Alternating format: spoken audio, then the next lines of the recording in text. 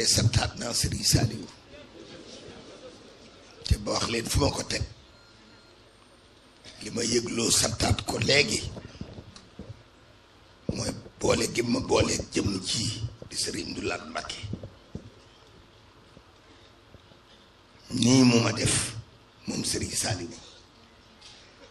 boole maag àddina sii def ko sëtam bii di ab taalibe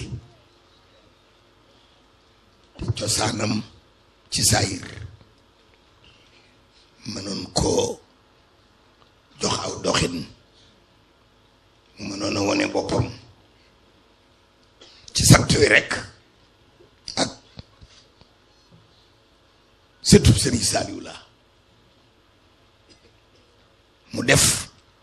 mu jàng nii mu jànge waaye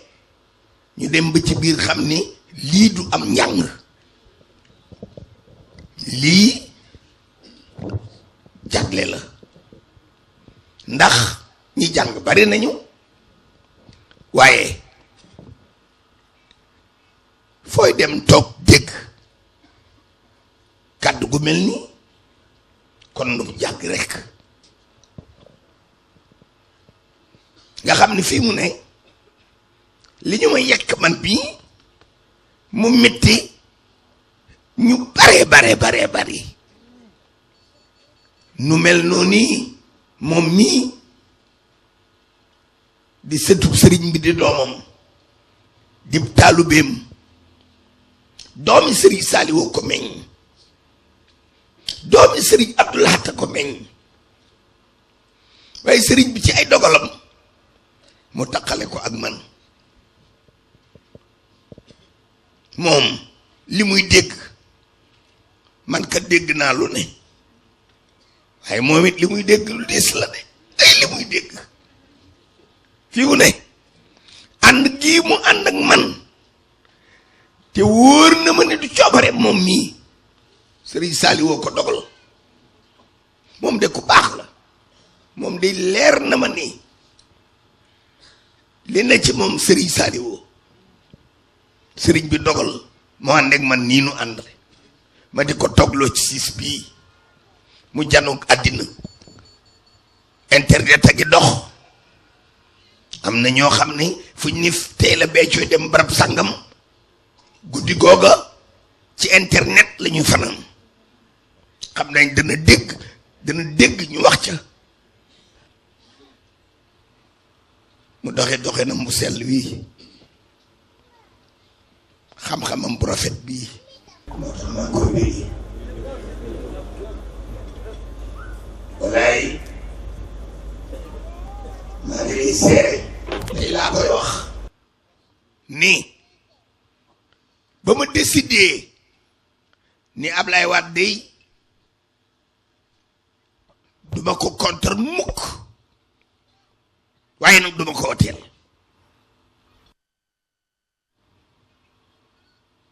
maa ngi leen di seere ni ba ma ko waxeet sama xel dalul barke Serigne Saliou Mbacké maa ngi leen di yëgal nii ba ma ko waxeet am naa tiitaangee xol barke Serigne Touba ndax da ngeen di fàttaliku suufus Touba bi Ablaye Wade fexee titre foncier suufus Touba Serigne Saliou ni titre foncier Serigne Touba waaye Serigne Touba ñëpp ku dëkk si ñu daggal la kër doo fay dërëm te titre foncier ngay am Ablaye Wade defal ko ko Serigne Saliou ni Ablaye Wade dey ak nu mu mën doxee ak man tey ak ëllëg defal na ma loo xam ni mënatuma ko xarab loolu Serigne Saliou ko wax suufu Serigne Touba sii nga xam ni mbirum yàlla fa wàcc te mbirum yàlla bari na fu mu wàcc ci àddina ak caay-caay ak ay xeet yu ma dul tudd wàcc fa def fa caay-caay am nu mu demee ak mbirum yàlla ba mbirum yàlla boo mee teggi ko jóge fa dem Makka. Serigne Touba xamal nu ni loolee fa woon foofee jóge na fa ñëw na Touba waaw da ko bind. Serigne Saliou aar gi mu bëggoon a aar suufu Touba ba la descente du divin qui s'est produite à Touba ne se retirerait pas de Touba. mu fexe ba ñu titré Touba sur le plan foncier au nom de Serigne Touba ba xam ngeen ni am na ci xeet ci àddina fu mbirum yàlla ne danañu fa tàbbi bëgg koo yàq. Là le divin est descendu sur plusieurs terres depuis l'Antiquité. Avant l'Antiquité, Dieu, sa descente sur terre a eu lieu de tout le temps qu'on peut se souvenir. Mais pourquoi les conditions ont été gâtées pour que ce fait divin quitte le lieu où il était descendu pour se déplacer à travers le monde et ainsi arriver à Touba. Et qu'est-ce qui s'est produit? L'on ne dira pas, nous ne savons pas. Mais on peut supposer que quand Serigne Touba a déclaré que ce qui s'était produit à la Mecque et maintenant à Touba, il y a des choses sur lesquelles les talibés comme nous ne peuvent pas s'avancer. Mais la woon Serigne Touba ko bind du noonu la woon Makka mu ngi Touba. Serigne Touba Serigne Saliou Serigne Touba andi ko Touba Serigne Saliou daj ci lu ne ngir loolee du jóge Touba fexe ba suuf Touba mu def ko titre foncier moom suuf sa ngir garantie ni mbirum yàlla bu may jëppeelu Touba dootu fa génn ndax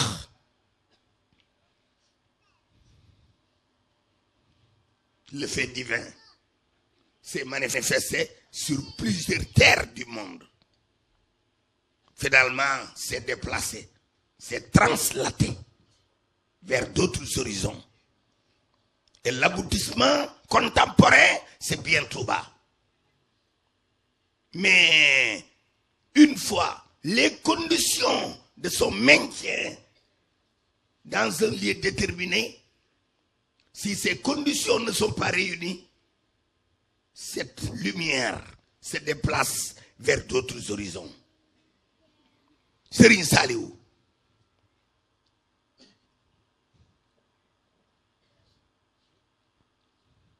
par l'intermédiaire, le Serigne Saliou aurait dû le faire n'importe comment, mais il a pris comme prétexte Maître Abdoulaye Wade, qui a fait de Touba, de la terre de Touba, un titre foncier. Où, on ne peut pas tout dire, parce que j'ai été au courant de beaucoup de choses. Mais quand une certaine race a voulu s'installer à Touba, ça a été un scandale. Serigne Saliou semble n'être plus le même. Et c'est cet exemple que je vis encore de mémoire et de souvenir que Serigne Saliou a décidé de mettre en titre foncier la terre de Touba pour que ce mal que comporte une certaine race dans le monde ne soit pas capable de s'installer à Touba. Alors qu'auparavant, certains habitants de Touba, évidemment, qui n'ont pas accédé à ce niveau de connaissance, avaient vendu des terrains de Touba à cette race qui a voulu s'installer à Touba. Je dis des choses profondes. Et j'en ai été témoin. Serigne Saliou a sauvé l'islam. Barke Serigne Touba.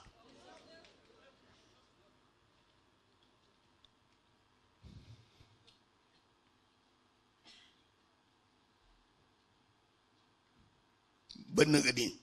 bu loolu Serigne Saliou ñooña buñ ne bon bu installé fa def seen titre foncier, mais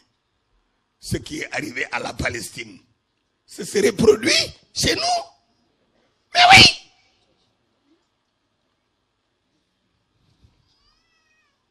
voilà les faits. Voyez, Serigne Saliou mënoon na ko def jaarale ko ci man yow moom ben kële, waaye ci maître Abdoulaye Wade la jaarale la création du titre foncier de Touba,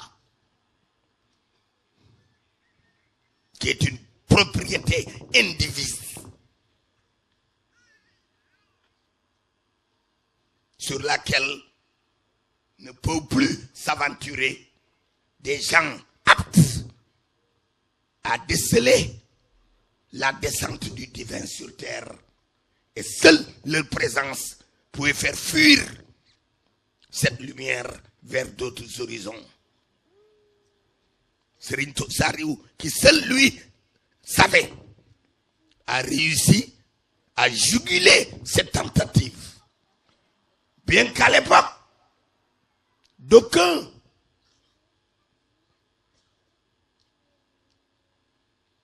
commençaient déjà à s'y installer sans pour autant,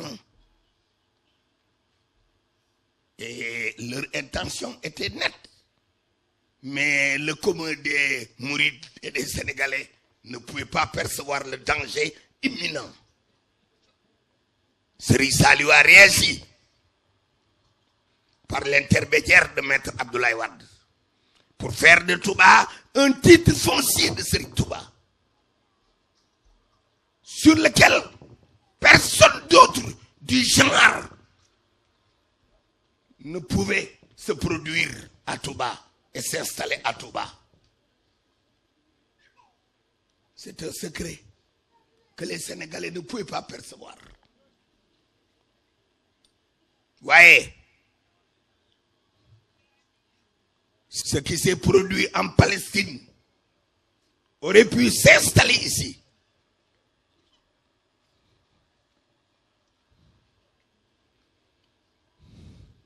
Grâce à Serigne Saliou, par l'intermédiaire de Abdoulaye Wade, la terre de Touba a été titrée et est devenue une propriété indivise de Serigne Touba, où personne ne pouvait plus accéder.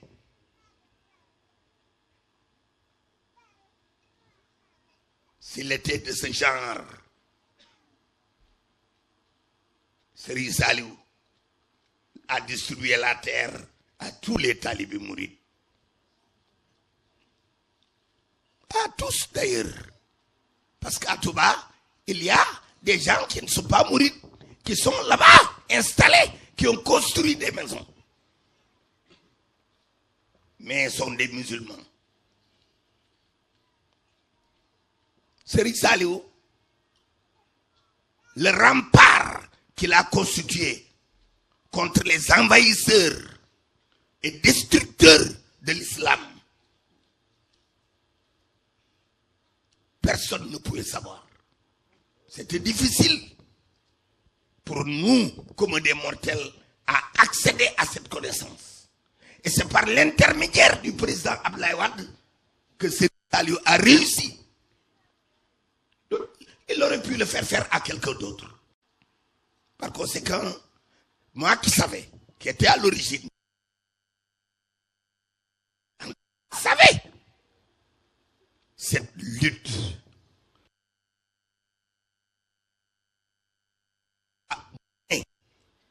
contre les ennemis de l'islam. J'avais eu peur de tourner le dos au président Abdoulaye Wade. Barke Serigne Touba, je ne l'ai jamais dit à personne.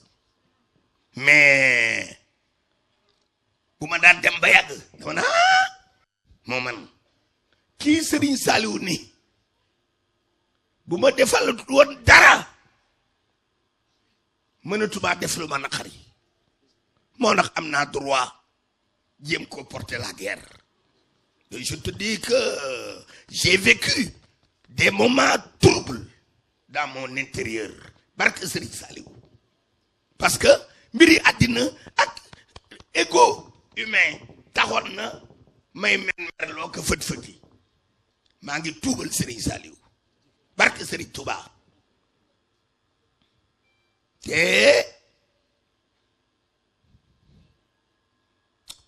maa sant Serigne Saliou bi ma dimbalee ba daanuma ci kàmb koo xam ni xawma lu ma ci doon jële billahi wallahi tallahi jàpp naa ni bu ma ko defoon sama àddina dootul neex mukk ndax dama fekke j'ai été témoin pendant que j'étais président de la communauté rurale de Touba Mosquée. Tout le monde ne sait pas. Et moi, je sais. Voilà les faits. Dama ni man de du ma def mukk lu ma Serigne Saliou def lawul te yërëm na ma ba ma dëgg bëggee tàbbi ci géej wala ci Serigne bi jukki ba. Pour cette fois, comment j'ai réussi à m'en sortir? C'était ndimbalam rek waaye jaar-jaar yi ma leen ko nettali woon sax da ngeen naa comment j'ai pu accéder à la connaissance que j'ai eue pour me détourner alors que mes talibés de Paris, de France m'avaient envoyé 5 millions pour me bàyyi fi sama kër dépense fukki fan ak juróom wala weer ngir mu faane ba élection yi jàll ma ñibbisi. Je fais mon autocritique damay wax li xew ndax sama cant gi bëgg am la ko pour xam ni man mii maa sant Serigne Saliou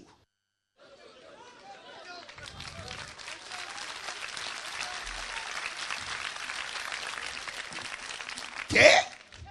Serigne Saliou xamal ma lu mu xamalul ñëpp man ma xam ko ba mbiri àddina ak ego humain kon petit maa sant Serigne Saliou sama cant fa ma ko aj maa ko xam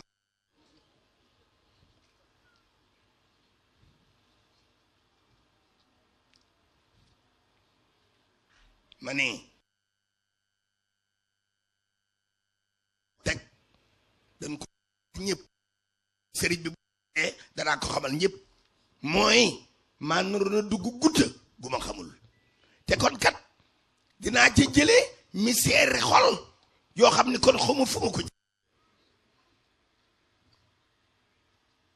barke Serigne Saliou Mbacké boo mbiri àddina ak yëfi nit jàppoon beneen fii ma jaar kon dinaa ko réccu de te kat maa ngi léegi yëgal leen cant gi nu war a sant daje nun ñi sant ko Serigne Saliou dara da cee gën la rëy yeegim nu yee ak ni ba lim ndu dimbali Serigne Abdoulaye Mbacké mii di xéewal gu nu Serigne Saliou booleel waxam ji lu mat a méditer la kon bokki taalibe yi ma daal foofu laa yem man daal maa ngi sant Serigne Saliou bi ma bàyyiwul ma dugg ci gudde goo xam ni kon sama giiru dund danaa ko nekkee xalaat kon dara metti ci ban lool te duma ko ñimee wax déedéet kon duma ko ñimee wax moo tax Mbàkke cofeel gi mu am ci man ak nim ma yëkkatee nim ma def ci seen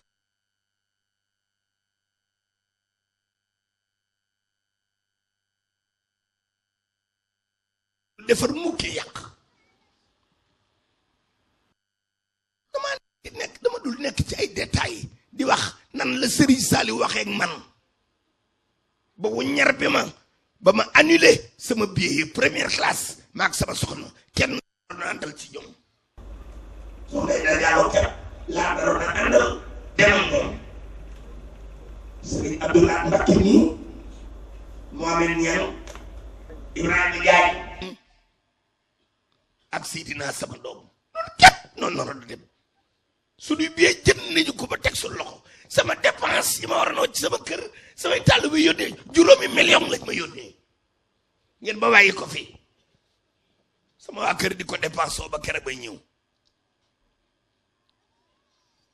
Serigne Saliou bàyyi ba ni ëllëg laay jël avion ci bi nuit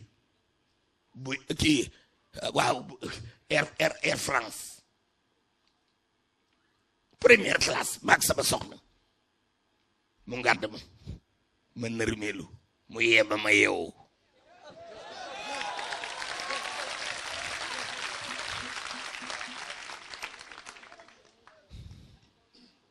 ma ko defuloon dinaa dund ba dee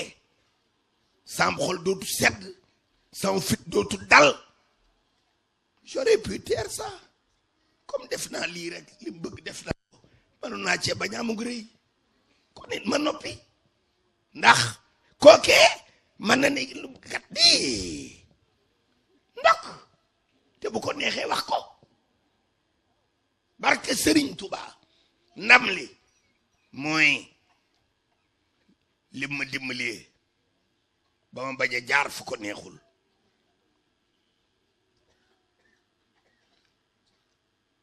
man de waxuma keneen fu mu jaar du sama mbir waaye man daal dimbali na ma ndax Serigne Saliou daal wax ak man loo xam ni maa ngi door a seet ni lu bel noonu rek moo taxoon mu wax ak man Ablaye Wade dey bu ma defatul waat dara suufu Touba sii mu def ci turu Serigne Touba jaral dem lu ko neex na defar waaye loolu rek doy na ma ci lu muy def Serigne Saliou ko wax kon bu ma jógee ànd ak président Ablaye Wade dina jaaxal ñëpp waaye xamoon naa ni Serigne Saliou dina ma wax loo mbir mi dëgg-dëgg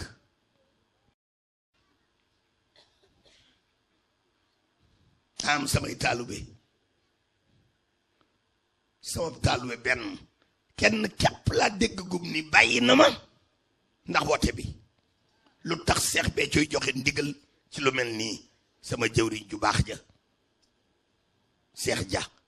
bu Nouakchott dégg naa nee na génn naa ci Seex Béthio ndax wote gim nu woteloo Ablaye Wade mooy sama jàmbaar ji ma daan andil giléem ya mook daaraam ja ñaata giléem lañ doon dil daaw ci mag ci cant gi juróomi giléem mook waa daara ja sama jàmbaar joojee moo ne bàyyi naa Seex Béthio tegal naa ko fi daaraam defatuma ko muy sam sëriñ ndax ndigal li mu ni Serigne Saliou ko wax nuy tàbbi ci lii daa xamul ni moom mën naa dem waaye sam taalube tey jii ak ëllëg du jëm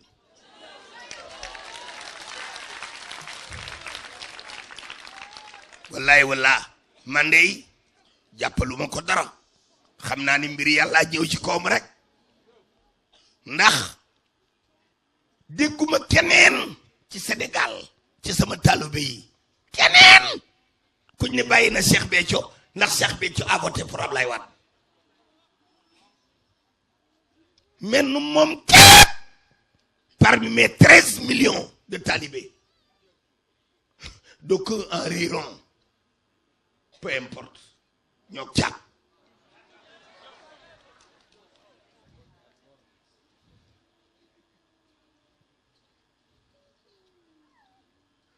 Serigne Abdoulaye l'a suffisamment dit manque d'organisation woyefal mbir yi ba tax bu ma nee am naa nangami taalibe am sax qui se permettent de rigoler et de ricaner de me prendre pour un rêveur parce que taalibe yi wuti wuñu seeni këyit wuti wuñu seeni carte waaye man defe nga ni man bu samay taalibe yi ci mën a wote lu bon mën naa am 6 millions de taalibe yoo xam ni war nañoo mën a wote moo ñooñu bu ñëpp amu ni këyit am pësee fu vote moo ndax yaakaar ngeen ni réew mii kenn dina fi jiitooti te teguma la fi waaye nag par manque d'expérience itam dogali yàlla waaye nan rafet jort yi na ñëw réew mii ku ko bëggatee jiite des na ci kanam le jour où la prise de conscience de mes talibés aura été atteinte wallahi wallah bu boobaa moo tax sax ay élection du deeti na fi am nan wax dëgg rek ndem bis bu ne ñaataa jébbalu tey te ci bis yi gën a néew ay njëbbal bi tey doon ñaataa jébbalu sans ban parti politique moo man bis bu ne nga mën a am ay adhérents de plus de 105 de plus de 100 personnes ban quel est le parti qui peut le prétendre? Personne. Alors comment partout où je suis, partout où je passe, j'enregistre des adhésions, des djebel à un taux qui dépasse l'entendement des incrédules. ay lii ay dogal la moom la sëñ laat wax waaye dina nu yeede gaañi à bon entendeur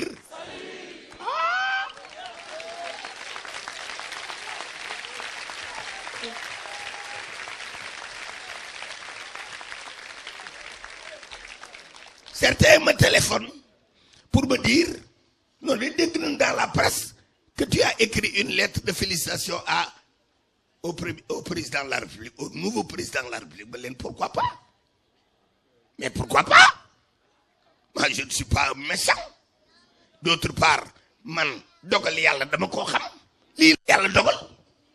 benn ñaareel ba ñetteel ba man administrateur civil laa ak dégloo man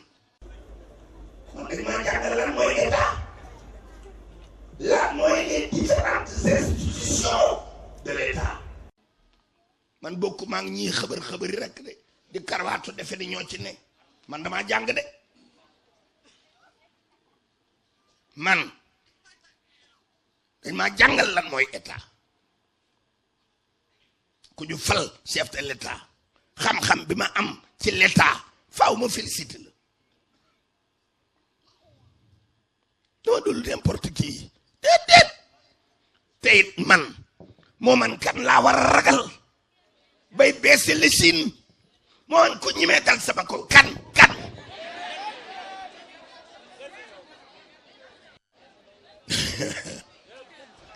man kan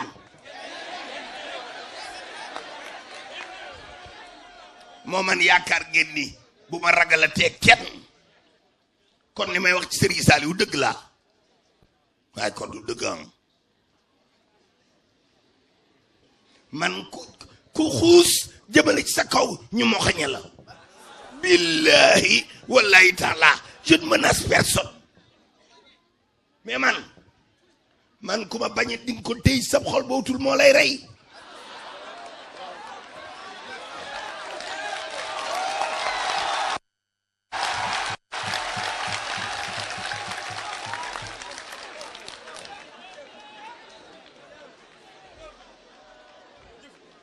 le fait ci yoonu murit maa ngi ñu néew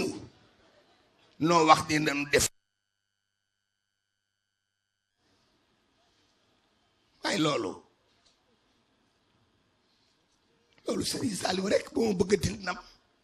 moom rek lu tax mu jëkk baa wax loo mais mënoon naa jaar fi kenn wax loo ko bu pënd bi wuree di ngeen xam ni ku jàpp ni am naa ci kersa juum nga ñeneen dara ñu am kersa ku dul man bu pënd bi wuree di ngeen dégg yuux fu ngeen ko foogul woon de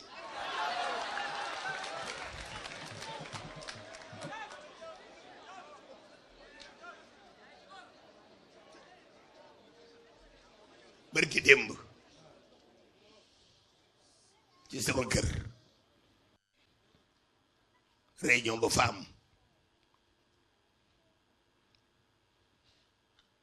am nag sama taalube ku yàgg ak man ku dem ba ni bu Serigne Saliou waxoon yëf yi bu fekkoon te ni Serigne Saliou moo wax ne dañu woteel diw kon yëf yi du demee nii le cheikh daa jëfe bakkanu boppam samay taalube la de sama taalube de waaye Serigne Saliou wax ko dara quand on me rendait compte de la réunion les participants à la réunion n'ont pas voulu me dire qui c'était mais man Serigne Saliou may xamal waaye nag loolu duma ko jàpp Serigne bi fe mu jaar daa jam ku dul kooku sax Serigne bi mën na koo réeral da ngay xool sur les millions que nous sommes un seul s'est prononcé un seul a renoncé à son njëbbal vis-à-vis de moi et un seul a osé en public tester le ndigal que j'ai donné sur cette mais que représente la proportion mais nul et non avenu est-ce que pour autant man naa fexe ba nit am ngërëmul yàlla di dëkk ak yàlla ëllëg ma fexe ba mu am ko ma di ko mer yi tàggoog moom ma lànk ka daare damay xam ni ay dogal ëgsi na ci ñoom waaye damay nungu rek ni samay barke Serigne Saliou Mbacké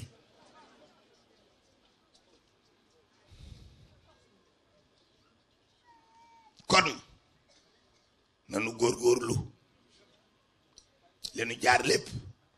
am na lu ci jële comme expérience nanu góorgóorlu boobu ma leen diggalatee ngeen ànd cag man duñ ci jële lul nga neel Serigne Abdou wax na sax lu dalal sunu xel ni lii ay dogal la te day gën ndax may na diir ci kanam dinañu xam ni lii nu def njariñ képp lañ ciy jële waaye bu mu tee ci li ñëpp mën a xam nu góorgóorlu organiser waat ba bu ma nee ci àddina am naa nangami taalube bu ma nee lii laa bëgg ci élection yi nit ñi xam ne li ma wax dëgg la kenn ni weddi wu ma kët sunu manque d'organisation ma weddi sunuy faiblesse organisationnelle moo ma weddi je n'en voudrais personne seul nos faiblesses ak dogali sunu borom d'abord ak nos faiblesses moo tax lii arrivé nous vous verrez les gens mettront dans les jours ah Cheikh Béthio disait qu'il a tant de talibés Ah, les résultats ont démontré le contraire. Et ça, c'est la faiblesse de notre organisation qui va donner de la matière à des invectives de cette nature. Voilà les faits. Je n'en voudrais personne. dogal yàlla la nanu ci jàkk te jógaat fabuwaat dégg nga maam ak ay position réew mi ku nu fi xëccool boo nu gañee ci nun la nanu seet le mal à notre niveau et non au niveau de personne du ab syndicat du ab parti politique du benn organisation traditionnelle moo nu war a mën a gañe ci réew mi si ce n'est nos faiblesses, si ce ne sont, pardon, nos faiblesses sur le plan organisationnel et de prise de conscience. Prenons conscience de nos faces. Voilà les faits. Je n'en irai pas plus loin. Dañu naa ubbeeti dans campagne te jotagul waxuma loolu. Le moment venu di leen wax dinaa leen wax fu ma jëm waaye jàpp naa ni li dal ñenn ñi dootu leen dal.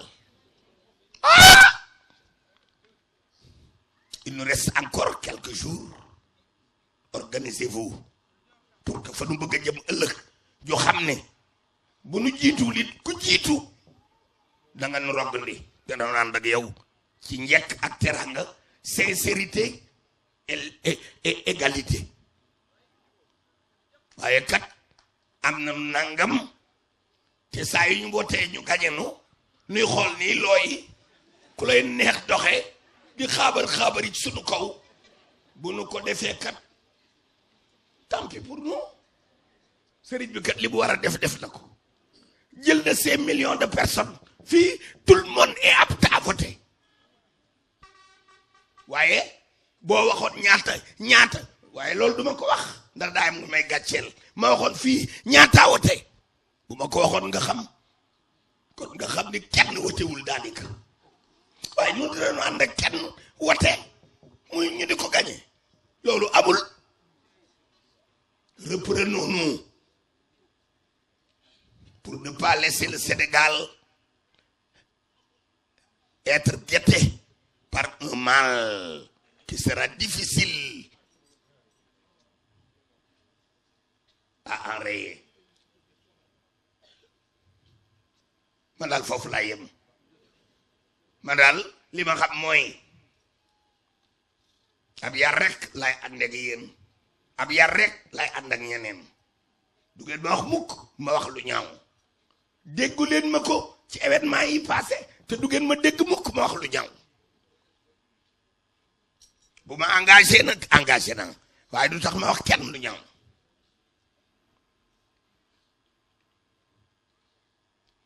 waaye nag samay taalibe génn dinaa wax ak yéen daa am loo xam ne bu ngeen dégg ëllëg ñu naa waaye waa ji noonu naam na nangam waaye day nangam taan waaye gën leen metti mais boobaa kat nun nee na kat boobaa il faut l'encaisser sportivement. Voilà donc les faits. J'aurais tout dit jusqu'au matin, ça n'aurait jamais suffi. Mais enfin, il faut savoir s'arrêter. Je vous remercie.